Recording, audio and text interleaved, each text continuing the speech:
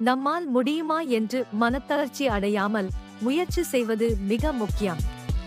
வாழ்க்கையில் பல தடைகள் வரும், ஆனால் அந்த தடைகளை கடக்கும்போதுதான் நம்முடைய வலிமை வெளிப்படும்.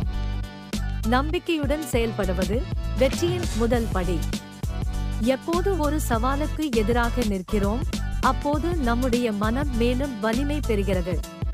தோல்வி என்றால் அது முடிவல்ல, அது ஒரு பாடம். அந்த பாடங்களை கற்றுக்கொண்டு மீண்டும் முயற்சிக்க வேண்டும். நம்முடைய மனதில் உள்ள நம்பிக்கை நம்மை முன்னேற்றும் சக்தி. அதனால் மனத்தளர்ச்சி அடையாமல் முயற்சி செய்யுங்கள். உங்கள் முயற்சிகள் உங்கள் வெற்றிகளை உருவாக்கும். இதுவே உண்மையான வலிமை.